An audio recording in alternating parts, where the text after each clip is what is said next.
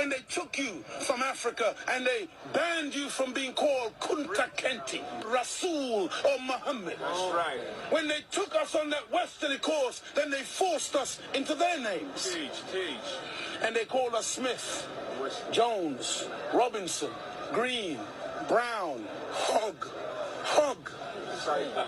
A black man called Mr. White. And when we go to China, and we put our passport down, and the Chinese immigration control official looks at that passport and he sees Mr. White, he expects to see a white man. And when he sees the black man, he says, uh-oh, this man doesn't know who he is. I shall try. But many of us as black people today, we're very foolish people. Right. Because we don't understand why another man gives you his name. Because when he gives you his name, the giving of another's name denotes possession. It means he owns you. As long as you're walking in another man's name, he knows he owns you. You can talk as strong as you like. Yeah, I'm for black, yeah, Mrs. White. Yeah, they're laughing at you. Because they know that when you take another's name, that's why in marriage, in the tradition of marriage, the woman takes the man's surname. Go ahead. And leaves her maiden name, because that taking of the other's name denotes possession. In the event of divorce, you don't walk around with the other man's name. You now relinquish that name because you're no longer with that one. Go ahead. What brings about insecurity is when you have a false concept of yourself. And the false concept of self is white supremacy. They believe that they are better because they are white. And as a result, see, when a man has that kind of silly mentality, Hitler had the silly mentality that the white man, the Aryan, is superior. So then at the Olympics, Jesse Owens kicks up all the Aryans. Hitler is outraged. He's angry. The white man pushing white supremacy. That's why they would cut off our penis when they would lynch us. Penis envy. They're afraid of the black man because of our potency, because of our manliness. Because when you look at the black man, he's a real man. He's strong. So then they would have us as mandingos, fighting one another. That's why even today, they want to be the heavyweight champion of the world. They can't find a white man to do it. So they tried to turn a black man, Frank Bruno, into a white man. They call him the Great White Hope. They're desperate. We're not allowed to play golf. Why are we not allowed to play golf? Because we are inferior. We can't play the game. But let one black man into golf. Then all of a sudden there's a tiger in the woods. And he doesn't just play golf, he becomes the master. We're not allowed to play tennis. Let black people into tennis. We go straight to Wimbledon and win it in 1935. A black woman. Now, Venus and Serena, they run out of opponents. They have to play each other. The white people cannot compete on an even playing field. They let us into athletics. You can't run like us. You let us into any field of endeavor, we dominate it. So they feel, and they become very afraid of anything that goes contrary. And so every time a black man stands up for black people, Martin Luther King, shot down. Malcolm X, shot down. Patrice Lumumba, shot down. Steve Biko, shot down. Everyone. Nelson Mandela, they locked him up for 27 years. We can count back 400 years of the most brutal treatment. Look, they took my name, my language, my culture. They killed my mother, my father, denied me religion, disallowed me to read or write for over 300 years. Reduced me to the level of an animal where they branded me on my chest, branded me on my buttocks with a branding iron. And they called me 3/5 of a human being in the American Constitution. Is that the act of a human being or the act of a devil? It's for you. You answer it.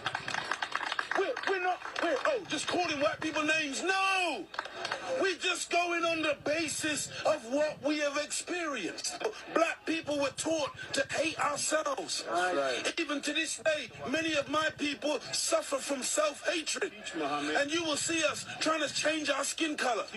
When I was born in the 50s, in Jamaica, they would take, like my nose, the mothers would sometimes take the nose and try to squash it, to hate self, that they felt that the baby was ugly if it had thick lips and broad nose and black skin. And so this is in order to counterbalance that degree of self-hatred, there had to be a teaching given by Elijah to black people that would allow us to fall in love once again with ourselves. See, because look, I know you're a wise man, and so you must understand that I'm a baby in wisdom, but I'm not a fool. And he's saying here today that the Caucasian is in fact the oldest group on the planet. I beg to differ. Look, one of the most famous anthropologists is Professor Leakey. And when Professor Leakey went in search of the origin of human beings and human species, he didn't stop very long in Europe. He went to Africa. And the oldest bones and the oldest human beings to this day that you call Zinjanthropus, using the Latin meaning Zin and Xanthropus, meaning a black man, that oldest man, they say, is millions of years old.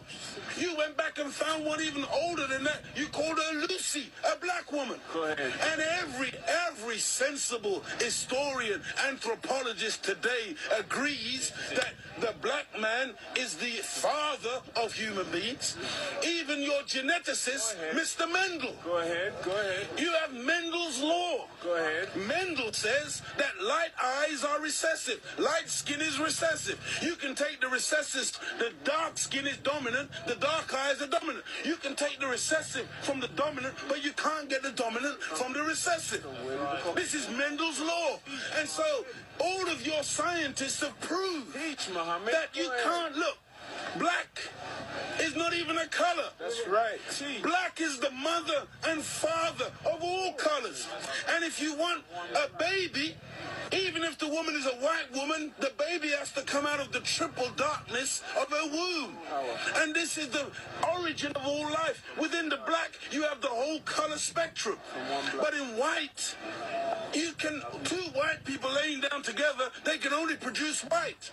But two black people in darkest Africa can lay down together and produce albino with blonde hair and blue eyes. That's right. Teach, Muhammad. This happens all the time. And so we need to really get these facts correct today and understand that as gray as your hair is, you are listening to your father today. Teach, Muhammad. This is daddy talking. Teach.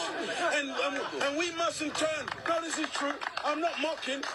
The white man, he came into what he called a new world. Teach, Muhammad. And so all of a sudden you started to name things. Teach, Muhammad. So that's why you called it America, based on, what was his name? Amerigo Vespucci, a Caucasian. Africa. That's why you called it Africa, based on the European explorer called Africanus. You went into America, you called it New York. That's right. Because it was new to you. New England. You called it New England. Right. You called it New Zealand. You called it Newfoundland. Because it was new to you. But to us, we were already there. That's why we're called aboriginals. From Ab, meaning abstracted from the Father. Muhammad. From God himself. Original, meaning the first. But you won't find Caucasian people calling themselves aboriginal anywhere on the planet. Because you're the new man, Paul Newman. From one blood came all human beings. But we produced you from us. Look at this. Even the word human. You've heard the term of a darker hue. Human, meaning a dark man. Human, a man of color. That's why the topsoil of the earth is called humus. It is the dark organic material that gives life to the earth. Whenever you take away the dark organic material or you denature it, you're left with white granulated sand. Desert. You want to see those of us who think that light, something to glorify in. No, no, no. It's a psychological thing with white people where you want to find your place. And your scientists and your historians, they spend so much time asking the question, where do we come from? Because they are puzzled as to your origin. Look at the Chinese, look at the Asians, look at the black people. All of us got dark eyes. All of us got black hair. The only one on the planet who's got ginger hair, blonde hair, brown hair, grey hair, brunette. You are the one that's gone around the world making everything based on color. You were the one who went into Australia. You were the one who went into South Africa. You were the one who went into Asia and classified people and things based on color. So that's why this man, Yaqub, he wasn't a madman. He wasn't a mad scientist. He was a good scientist. And the Caucasian person is a person who is anti-nature. That's why when the sun comes out, I'm energized. Me and the sun, we got a relationship. I love the sun. I don't need no sunscreen. I don't get cancer from the sun. Me and the sun have got a good relationship. I love it and it loves me. But white people, you got to put sunblock on. You got to hide from the sun because now you might get a little melanoma. Part of me on you, that means you're dead.